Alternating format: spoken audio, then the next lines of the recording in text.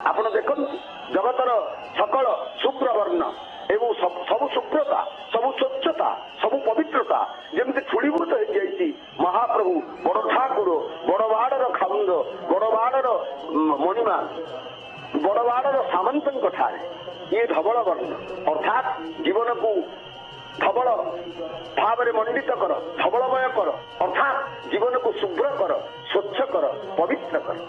ଆପଣ ଦେଖୁଛନ୍ତି ଇଏ ହେଉଛନ୍ତି ମା ଭଗବତୀ ଏବଂ ଇଏ ହେଉଛନ୍ତି ଜଗତ ଜନନୀ ମା। ଇଏ ମାଙ୍କ ପାଇଁ ତ ଆଜି ଏତେ ଲୀଳା, କାହିଁକି ନା ଇନ୍ଦ୍ରଦ୍ୟୁମ୍ନ ମହାରାଜଙ୍କୁ ପ୍ରଭୁ ତ ବରଦାନ କଲେ ଏବଂ ଇନ୍ଦ୍ରଦ୍ୟୁମ୍ନ ମହାରାଜ ଗଲାବେଳେ ତାଙ୍କର ଧର୍ମପତ୍ନୀ ଗୁଣ୍ଡିଚା ମହାରାଣୀଙ୍କୁ ଡାକିଲେ। ଅବଶ୍ୟ କାବ୍ୟର ବର୍ଣ୍ଣନା, କବିମାନେ କାବ୍ୟରେ ଯାହା ବର୍ଣ୍ଣନା କରିଛନ୍ତି ଯେ ଗୁଣ୍ଡିଚା ମହାରାଣୀଙ୍କୁ ଯେତେବେଳେ ଡାକିଲେ ଗୁଣ୍ଡିଚା ମହାରାଣୀ କହିଲେ ନାଇଁ ନାଇଁ ତମେ ସେ ବ୍ରହ୍ମଲୋକକୁ ଯା, ମୋର ଏଠି ମୋ ପୁଅକୁ ଛାଡି ଜଗନ୍ନାଥଙ୍କୁ ଛାଡି, କାହିଁକି ନା ସେ ତ ମା ନା। ତେଣୁ ଆପଣ ଦେଖିବେ ଯେ ମା ହିସାବରେ ସିଏ ଏଇ କଥା କହିଲେ, ମୁଁ ଜଗନ୍ନାଥକୁ ଛାଡି ମୋ ପୁଅକୁ ଛାଡି ମୁଁ କୁଆଡେ ଯିବାକୁ ଚାହୁଁ। କାହିଁକି ଯୋଉ কথা সেদিন রবীন্দ্রনাথ কহিলে, কଣ কহিলে যে মরিতে চাই না আমি সুন্দর ভবনে, মানবের মাঝে আমি বাঞ্ছিবার চাই, এই সূর্য করে এই পুষ্পিত কাননে, জীবন্ত হৃদয় মাঝে যদি স্থান পাই। ଆପଣ ମାନେ ଦେଖିବେ ଯେ ଏ ଜଗତରେ କିଏ ଅଛି, କୋଉ ମହାପୁରୁଷ ଯିଏ ତାର ମାକୁ ଅବମାନନା କରିଛି। ଏ ଜଗତରେ କୋଉ ଦିଅ ଦେବତା ଅଛନ୍ତି ଯିଏ ତାଙ୍କ ମାଙ୍କୁ ଅବମାନନା କରିଛନ୍ତି। ଆପଣ ଥରେ ଚିନ୍ତା କରି ଦେଖନ୍ତୁ, ଆଚାର୍ଯ୍ୟ ଶଙ୍କରଙ୍କ ଠାରୁ ଆରମ୍ଭ କରି ଆପଣ ଯଦି ଦେଖିଯିବେ ସବୁ ଆଚାର୍ଯ୍ୟ ମାନଙ୍କର ଜୀବନୀ ଭିତରେ ଆପଣ ପ୍ରବେଶ କରିଯିବେ, ଆପଣ ୟାର ସରଳ ଉତ୍ତର ପାଇଯିବେ। ନବଦିନାତ୍ମକ ଯାତ୍ରାରେ ଠାକୁରଙ୍କର ପୁଣ୍ୟ ଅଧିଷ୍ଠାନ ହଉଛି ଏଇ ଯୋଉ ଗୁଣ୍ଡିଚା ମନ୍ଦିର। ତେଣୁ ଭଗବାନ କହିଲେ ମା ଯଦି ତୁ ଯିବୁନି ବ୍ରହ୍ମଲୋକକୁ ତାହେଲେ ତୋର କଣ ଅଭିଳାଷ ଅଛି କହ, ମୁଁ ପୂର୍ଣ୍ଣ କରିଦେବି। ମା ଗୁଣ୍ଡିଚା ମହାରାଣୀ କହିଲେ ପୁତ୍ର ମୋର ଆଉ ଅଭିଳାଷ କଣ, ମୋର ଯୋଉ ଅଭିଳାଷ ତୁ ତ ସବୁ ଜାଣିଛୁ, ତୁ ତ ଅନ୍ତର୍ଯାମୀ ନାଥ, ତୁ କଣ ବୁଝିପାରୁନୁ? ଆରେ ଆମ ବଂଶରେ କେହି ତ ରହିବେ ନାହିଁ, କାରଣ ରହିଲେ ସେମାନେ ଦାବି କରିବେ ଯେ ମନ୍ଦିରଟା ଆମର, ସେଠି ଅହଂ ପ୍ରବେଶ କରିଯିବ, ଅହଙ୍କାର ଆସିବ, ପତନ ଆସିବ ଏବଂ ତା ଅପେକ୍ଷା କୂଳରେ କେହି ନ ରହିବା ବରଂ ଭଲ। ତେଣୁ ଆମ କୂଳ ପାଇଁ ମୁଁ ଚିନ୍ତିତ ନୁହଁ, ମୁଁ ଗୋଟିଏ କଥା କେବଳ ଚିନ୍ତା କରୁଛି ଯେ ମୁଁ ତୋର ମା ହେଇକି କେମିତି ଜଗତରେ ମୋର ଯଶ ଏବଂ କୀର୍ତ୍ତି ରହିବ। ଭଗବାନ କହିଲେ ମା ତୁ କଣ ଚାହୁଁଛୁ? ନା ଆରେ ମୁଁ ଏଇଆ ଚାହୁଁଛି ଯେ ଅନ୍ତତଃ ବର୍ଷକୁ ଥରେ ତୁ ଏଇଠି ମୁଁ ଅଶରୀରୀ ଭାବରେ ସୂକ୍ଷ୍ମ ଭାବରେ ଅବସ୍ଥାନ କରିଥିବି ଏବଂ ମୁଁ ଯୋଉଠି ଥିଲେ ମଧ୍ୟ ତତେ ଦେଖୁଥିବି, ମୁଁ ଅନୁଭବ କରୁଥିବି ଯେ ମୋରି ଗୋଡକୁ, ମୋରି କୋଳକୁ, ମୋରି ଅଙ୍କକୁ ତୁ ଆସିଛୁ ଏବଂ ମୋର କୋଳମଣ୍ଡନ କରିଛୁ। ତେଣୁ ହେ ପୁତ୍ର ମତେ ଅନ୍ତତଃ ଏତିକି ବରଦାନ ଦେ। ଭଗବାନ ଜଗନ୍ନାଥ ସ୍ୱାମୀ କହିଲେ ତଥାସ୍ତୁ। କହିଲେ ମା ଆଉ କିଛି ଅଭିଳାଷ ଅଛି? ନା ହଁ ଆଉ ଗୋଟିଏ ଅଭିଳାଷ ଅଛି। ଆପଣମାନେ ଜାଣନ୍ତି ଯେତେବେଳେ ପିତାମହ ଭୀଷ୍ମ ସେଇ କ୍ଷୋଭ ପ୍ରକାଶ କରିଛନ୍ତି, ସରସଜ୍ଜାରେ ପଡିଛନ୍ତି, ଭଗବାନ ଶ୍ରୀକୃଷ୍ଣ ମନ୍ଦେ ମନ୍ଦେ ହସିଦେଲେ, କହିଲେ ମୁଁ ବୁଝିପାରୁଛି ଆପଣ କଣ କହିବାକୁ ଚାହୁଁଛନ୍ତି। ଓହୋ ଆପଣଙ୍କ ବଂଶରେ କେହି ନାହାନ୍ତି ତ, କିଏ ଆପଣଙ୍କୁ ଶ୍ରାଦ୍ଧ ଦବ, କିଏ ଆପଣଙ୍କୁ ପିଣ୍ଡ ଦବ? ଠିକ ଅଛି, ଇଏ ସମଗ୍ର ଆର୍ଯ୍ୟାବର୍ତ୍ତର ଯେତେକ ବ୍ୟକ୍ତି ଅଛନ୍ତି ସମସ୍ତେ ଆପଣଙ୍କୁ ପିଣ୍ଡ ତର୍ପଣ ଅବଶ୍ୟ ଦେବେ, କାରଣ ଯେତେବେଳେ ପିଣ୍ଡ ତର୍ପଣର କଥା ଆସିବ ଆପଣଙ୍କୁ ପ୍ରଥମେ ସ୍ମରଣ କରାଯିବ। କାହିଁକି ନା ଯେ ଓମ୍ ସାଙ୍କୁଚନ ପ୍ରବରାୟଚ ମାନେ ଶରୀରମ୍ ଭୀଷ୍ମ କର୍ମଣେ, ଯେତେବେଳେ ସେମାନେ ଜଳାଞ୍ଜଳି ଦେବେ, ସେତେବେଳେ ତିଳ ତର୍ପଣ କରିବେ, ଜଳାଞ୍ଜଳି ଦେବେ, ସେତେବେଳେ ଅବଶ୍ୟ ଆପଣଙ୍କୁ ସ୍ମରଣ କରିବେ, ଏଥିରେ ସନ୍ଦେହ ନାହିଁ। ଅତଏବ ଆଜି ଗୁଣ୍ଡିଚା ମହାରାଣୀଙ୍କ ମନ ଭିତରେ ସେଇ ଭାବନା ଆସିଲା। ଭଗବାନ କହିଲେ ମା କହିଦେ କହିଦେ, ବିଳମ୍ବ କର ନା। ମା କହିଲେ ତାହେଲେ ତୁ ଯଦି ଆମର ପୁଅ ତାହେଲେ ତୁ ତ ଆମକୁ ଶ୍ରାଦ୍ଧ ଦବୁ, ତୁ ତ ଆମକୁ ପିଣ୍ଡଦାନ କରିବୁ। ଭଗବାନ କହିଲେ ମା ଏଇ କଥା ତ ଠିକ ଅଛି, ଏବ ବସ୍ତୁ ଏବ ବସ୍ତୁ ଏବ ବସ୍ତୁ। ଟିକେ ମନେ ପକେଇ ଦଉଛି ଆପଣ ମାନଙ୍କୁ, ଜଗନ୍ନାଥ ସ୍ୱାମୀଙ୍କର କି ବିଚିତ୍ର ଲୀଳା କଲେ ମହାପ୍ରଭୁ ସେଦିନ। ସେଇ ପୁରାଣ ଯୁଗର କଥା ଇଏ ମନେ ପକାନ୍ତୁ। ଦେବ ଦୀପାବଳି କଥା, ମାର୍ଗଶିର କୃଷ୍ଣ ଚତୁର୍ଦ୍ଦଶୀ ଏବଂ ଅମାବାସ୍ୟା ଆଉ ଶୁକ୍ଳ ପ୍ରତିପଦା, ଏଇ 3 ଦିନ ଧରି ଶ୍ରୀମନ୍ଦିରରେ ପାଳିତ ହୁଏ କଣ ନା ଶ୍ରାଦ୍ଧ ଓ ଦେବ ଦୀପାବଳି ଅନୁଷ୍ଠିତ ହୁଏ। ପ୍ରଥମ ଦିନ ମହାପ୍ରଭୁ ଶ୍ରାଦ୍ଧ ବେଶରେ ରହିବେ ଏବଂ ଶ୍ରାଦ୍ଧ ଦେବେ। କାହାକୁ ଶ୍ରାଦ୍ଧ ଦେବେ ନା ପ୍ରଥମ ଦିନ ଦେବେ କଶ୍ୟପ ଏବଂ ଅଦିତି। ଆପଣ ମାନେ ଜାଣିଛନ୍ତି ଯେ ଦିତିଙ୍କ ଠାରୁ ଦୈତ୍ୟ ଏବଂ ଅଦିତିଙ୍କ ଠାରୁ ଆଦିତ୍ୟ ଅର୍ଥାତ ଦେବତା ମାନେ, ଅତଏବ କଶ୍ୟପ ଏବଂ ଅଦିତିଙ୍କୁ ସେ ପ୍ରଥମ ଦିନ ଶ୍ରାଦ୍ଧ ଦେବେ। ଦ୍ୱିତୀୟ ଦିନ ତ୍ରେତୟା ଯୁଗର ଯୋଉ ଦଶରଥ ଏବଂ କୌଶଲ୍ୟା ସେ ଦି ଜଣଙ୍କୁ ସେ ଶ୍ରାଦ୍ଧ ଦେବେ। ଆଉ ତୃତୀୟ ଦିନ ଆପଣ ଦେଖିବେ ତିନି ପିତା ଆଉ ତିନି ମାତାଙ୍କୁ ମହାପ୍ରଭୁ ଏକକାଳୀନ ଶ୍ରାଦ୍ଧ ଦେବେ। 3 ଜଣ ପିତା 3 ଜଣ ମାତା କିଏ ନା ବସୁଦେବ ଏବଂ ଦେବକୀ, ନନ୍ଦ ଏବଂ ଯଶୋଦା, ତାପରେ ଇନ୍ଦ୍ରଦ୍ୟୁମ୍ନ ଏବଂ ଗୁଣ୍ଡିଚା। ଏ 3 ପିତା ଏବଂ 3 ମାତାଙ୍କୁ ଶ୍ରାଦ୍ଧ ଦିଆଯାଏ। ଶ୍ରୀକ୍ଷେତ୍ର ପରମ୍ପରାରେ, ଶ୍ରୀମନ୍ଦିର ପରମ୍ପରାରେ 3 ଦିନ ଯାଏ ଠାକୁର ମାନଙ୍କର ହୁଏ ଶ୍ରାଦ୍ଧ ବେଶ। ଠାକୁର ମାନେ ଶୁଭ୍ର ପୋଷାକ ପରିଧାନ କରି ଶ୍ରାଦ୍ଧ ଦେଇଥାନ୍ତି। କି ମୋହନୀୟ ଏ ସଂସ୍କୃତି। ଆପଣ ଦେଖନ୍ତୁ ମାକୁ ଭୁଲି ନାହାନ୍ତି ମହାପ୍ରଭୁ। କାହିଁକି ନା ଭଗବାନ ରାମ ସେଦିନ କହିଲେ ଯେ ଯେତେବେଳେ ତାଙ୍କୁ କୁହାଗଲା ଯେ ପ୍ରଭୁ ଆପଣ ତ ଲଙ୍କାକୁ ଜିତିଲେ, କି ଲଙ୍କାର ରାଜା ହେଇକି ଆପଣ ଏଠି ରହିଯାଆନ୍ତୁ ସୁବର୍ଣ୍ଣମୟ ଲଙ୍କା। ଭଗବାନ କହିଲେ ନାଇଁ ନାଇଁ, ଇଏ ସବୁ ମତେ ଗୋଟେ ରୁଚିକର ବୋଧ ହଉନି, ମତେ ପ୍ରୀତିପଦ ବିଲକୁଲ ହଉନି। ମୋର ଜନନୀ, ମୋର ଜନ୍ମଭୂମି ମତେ ହାତ ଠାରି ଡାକୁଛନ୍ତି, ଜନନୀ ଜନ୍ମଭୂମିଶ୍ଚ ସ୍ୱର୍ଗାଦପି ଗରିୟସି। ତେଣୁ ସ୍କନ୍ଦ ପୁରାଣରେ ଯେତେବେଳେ କହୁଛନ୍ତି ମହାପ୍ରଭୁ ଶ୍ରୀମୁଖ ବଚନରେ, ହେ ରାଜନ ବର୍ଷକୁ ଥରେ ଯେତେବେଳେ ନବଦିନାତ୍ମକ ଯାତ୍ରା ମୋର କରିବ, ମୁଁ 1 ସପ୍ତାହ ପର୍ଯ୍ୟନ୍ତ, କାହିଁକି ନା ଯାହା ଘଟେ ଗୋଟିଏ ସପ୍ତାହ ଭିତରେ ସବୁ କିଛି ଘଟିଥାଏ। ଏ ଜଗତରେ ଯେତେ ଘନ ଘଟା, ଯେତେ ଘଟଣା, ଯେତେ କାର୍ଯ୍ୟ ହଉଛି ସବୁ ରବିରୁ ଆରମ୍ଭ କରି ଶନିବାର ଭିତରେ ଗୋଟେ ସପ୍ତାହ ଭିତରେ ସବୁ କିଛି ରହୁଛି। 1 ସପ୍ତାହ ପର୍ଯ୍ୟନ୍ତ ଯେତେବେଳେ ମୁଁ ଅବସ୍ଥାନ କରିବି, ତମେ ମୋ ମାର ସେଇ ପରତ କାଣି ତଳେ ମତେ ରଖିଦେବ। ମାର ସ୍ନେହକୁ ମୁଁ ଅନୁଭବ କରିବି ଏବଂ ମାକୁ ମୁଁ କଥା ଦେଇଛି ମୁଁ 7 ଦିନ ପର୍ଯ୍ୟନ୍ତ ତାରି ବେଦୀ ଅର୍ଥାତ ତାରି କୋଳରେ ହିଁ ମୁଁ ଅବସ୍ଥାନ କରିବି। ଏବଂ ମାର ଯୋଉ ମାତୃତ୍ୱ, ତାର ଯୋଉ ବାତ୍ସଲ୍ୟ ସ୍ନେହ, ତାର ଯୋଉ ବାତ୍ସଲ୍ୟ ମମତା, ଆହା ବାତ୍ସଲ୍ୟ ରସର ମନ୍ଦାକିନୀ ଧାରା ସିଏ, ଅମନ୍ଦ ମନ୍ଦାକିନୀ ନଦୀ ସିଏ। ଏବଂ ସେଥିରେ ମୁଁ ବିଧୌତ ହେଇଯିବି। ମୋର ଐଶ୍ୱର୍ଯ୍ୟ ଭୋଗ କରି କରି ମୁଁ ବହୁତ କ୍ଳାନ୍ତ ହେଇଗଲିଣି। ମୋର ଟିକେ ମାଧୁର୍ଯ୍ୟ ଦରକାର। ଏବଂ ଆପଣ ମାନେ ଜାଣନ୍ତି ତାହା ହଉଛି ଭକ୍ତିର ମାଧୁର୍ଯ୍ୟ, ତାହା ହଉଛି ପ୍ରେମର ମାଧୁର୍ଯ୍ୟ, ତାହା ହଉଛି ଭାବର ମାଧୁର୍ଯ୍ୟ। ତେଣୁ ଜଣେ ମା ର ଆକର୍ଷଣ ହିଁ ମହାପ୍ରଭୁ ଜଗନ୍ନାଥଙ୍କୁ ବାଧ୍ୟ କରିଛି ଆଜି ଯେ ସେ ତାଙ୍କର ଐଶ୍ୱର୍ଯ୍ୟ ଖଣ୍ଡକୁ ନୀଳାଚଳକୁ ତ୍ୟାଗ କରି ଆସିଛନ୍ତି ଏ ମାଧୁର୍ଯ୍ୟ ଖଣ୍ଡକୁ ଅର୍ଥାତ ସୁନ୍ଦରାଚଳକୁ। ଯେ ଐଶ୍ୱର୍ଯ୍ୟରେ ଭଗବାନ ତୃପ୍ତ ହେଇପାରିଲେ ନାହିଁ, ମାଧୁର୍ଯ୍ୟ ନିକଟରେ ମହାପ୍ରଭୁ ବନ୍ଧା ପଡିଗଲେ। ଆହା ଦେଖ ସୁଭଦ୍ରା ଭଦ୍ରଦାୟିନୀ ଭୃତ୍ୟବତ୍ସଳା ଭୟ ଭଞ୍ଜନୀ ନିନ୍ଦିଲା ହେମ ଶତପତ୍ରକୁ ନିନ୍ଦେ ଶ୍ରୀମୁଖ ଗୋ। ମା ଭଗବତୀ ଯିଏ ଆମକୁ ଯାଚି ଦିଅନ୍ତି ଭକ୍ତି ଏବଂ ମୁକ୍ତି ଉଭୟ ତାଙ୍କର କରତଳଗତ ଏବଂ ସିଏ ସାକ୍ଷାତ ହଉଛନ୍ତି ଯୋଗ ମାୟା। ତେଣୁ ଏ ଜଗତରେ ଯୋଉ 3 ତତ୍ତ୍ୱ ଆମେ ଅନୁଭବରେ ଆଣୁଛେ, ଗୋଟିଏ ହଉଛି ବ୍ରହ୍ମ ତତ୍ତ୍ୱ ଯିଏ ହଉଛନ୍ତି ସ୍ୱୟଂ ଜଗନ୍ନାଥ, ଏବଂ ଗୋଟିଏ ହଉଛି ମାୟା ତତ୍ତ୍ୱ। ଏ ଜଗତ ସମଗ୍ର ଜଗତ ଯୋଉ ମାୟା ଦ୍ଵାରା ଆଚ୍ଛନ୍ନିତ ଆବୃତ।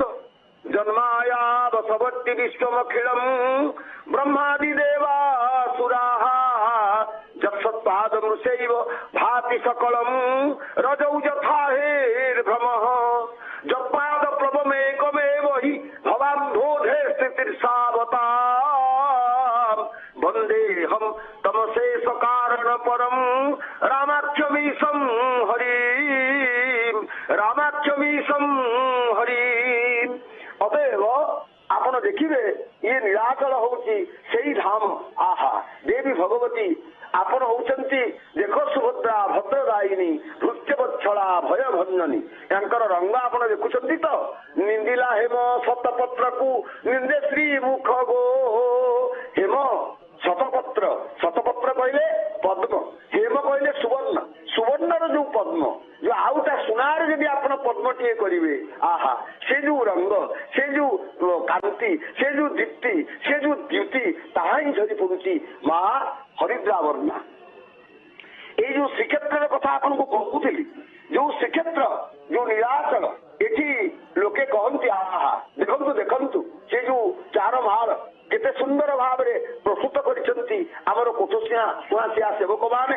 ମୁଁ ସେମାନଙ୍କର ସେବା କଣ କଣ ରହିଛି ସେ ସମ୍ପର୍କରେ ତ ଆପଣ ମାନଙ୍କୁ ପୂର୍ବରୁ କହିଛି। ଏବଂ ବର୍ତ୍ତମାନ ଆପଣ ଦେଖିବେ ଇଏ ହଉଛନ୍ତି ଭଗବାନ ଜଗନ୍ନାଥର ବଡବାଡର ମଣିମା ୟାଙ୍କୁ ଆପଣ ଦର୍ଶନ କରୁଛନ୍ତି ତ? ମନେ ପଡି ଯାଉଛି ଶରଦ ପର୍ବ ସର୍ବରିପତ୍ତି, ଶରଦ ପର୍ବ ସର୍ବରିପତ୍ତି, ଗର୍ଭ ଗଞ୍ଜାଇ ଶ୍ରୀମୁଖ ଜ୍ୟୋତି, ବଳଭଦ୍ର ରେବତୀ ପ୍ରାଣ ମଣିର ମଣି ଗୋ। ଏବଂ ଇଏ ହଉଛନ୍ତି ବଡଦେଉଳର ଅଧ୍ୟକ୍ଷ। ତାଙ୍କରି ନିର୍ଦ୍ଦେଶରେ ଯେମିତି ଆମ ସମ୍ବିଧାନର ରାଷ୍ଟ୍ରପତି ହଉଛନ୍ତି ସର୍ବମାନ୍ୟ ଏବଂ ଦେଶର ପ୍ରଥମ ନାଗରିକ, ସେମିତି ଇଏ ହଉଛନ୍ତି ସର୍ବମାନ୍ୟ ଅଧ୍ୟକ୍ଷ। ତାଙ୍କର ଯଦି ସମ୍ମତି ନ ମିଳିବ, ତାଙ୍କର ଯଦି ସେ ଚକା ନୟନର ଦର୍ଶନ ମଧ୍ୟ ଆପଣ କରୁଛନ୍ତି ମହାପ୍ରଭୁ ଜଗନ୍ନାଥଙ୍କର, ଯେମିତି ବିସ୍ତୃତ ଇଏ ସୂଚନା ମଧ୍ୟ ଦଉଥିଲେ ଆପଣଙ୍କୁ ସୁକଦେବ ମହାନ୍ତି, ପ୍ରାଧ୍ୟାପକ ଘୋଷକ ମଧ୍ୟ ଆପଣଙ୍କୁ କହୁଥିଲେ ଏ ଆଡପ ମଣ୍ଡପ ବିଜେ ନୀତିର ସେଇ ମହତ୍ୱ ବିଷୟରେ। ଏବଂ ଆପଣ ଦର୍ଶନ କରୁଛନ୍ତି ରଥାରୂଢ ଶ୍ରୀଜୀଉଙ୍କର ଶରଧା ବାଲିରୁ ଏ ଦୃଶ୍ୟ ମଧ୍ୟ ଆମେ ଆପଣଙ୍କୁ ଦେଖାଉଛୁ। ଆମ ସହିତ ପଣ୍ଡିତ ଅଭିରାମ ଶତପଥୀ ଘୋଷକ ମଧ୍ୟ ଆମ ସହିତ ଯୋଡ଼ି ହେଉଛନ୍ତି। ଅଭିରାମ ଶତପଥୀ ସାର୍, ଯେମିତି ଆମେ ଦେଖୁଛୁ ଏବଂ ଶରଧା ବାଲିରେ ବର୍ତ୍ତମାନ ସମୟରେ ଭକ୍ତଙ୍କର ଜନସମୁଦ୍ର ଏବଂ ସେଇ ମୁହୂର୍ତ୍ତକୁ ଅପେକ୍ଷା ଆଡପ ମଣ୍ଡପ ବିଜେ ନୀତି, এই নীতির টিকে মহত্ব সম্পর্কে সূচনা দিয়ন্তু। চারমাଳ বন্ধা ମଧ୍ୟ চালিছি, কেমিতি নীতি সম্পাদন করা যায়, কেতে মহত্ব রহিছি আড়প মণ্ডপ বিজে নীতির এবং আড়প মণ্ডপরে মহাপ্রভুଙ୍କୁ দর্শন কলে কেতে পুণ্য প্রাপ্তি হুয়ে। जय जय जगन्नाथ, जय जय जगन्नाथ, जय जय जगन्नाथ। छत्राधीप नमस्तेस्तु नारसिंहं महाबल चक्र पिनाक हस्ताय अभय वरधारिणे नमस्ते तीक्ष्णदंष्ट्राय व्यालयज्ञोपवीतने यज्ञ रूपायते नित्यं लक्ष्मीनाथ नमो नमः। अपूर्व दृश्य आपण माने तो श्रवण करुथिले महाप्रभुंकर आई अपूर्व आज आड़प मंडप गति क्यों भली भाव में महाप्रभु को एक स्वतंत्र भाव निये एवं जहाँ आपण प्रश्न करुथिले ये आड़प मंडप रे संदर्शन कले महाप्रभु को कौन लाभ हबो आमे समस्ते जाने।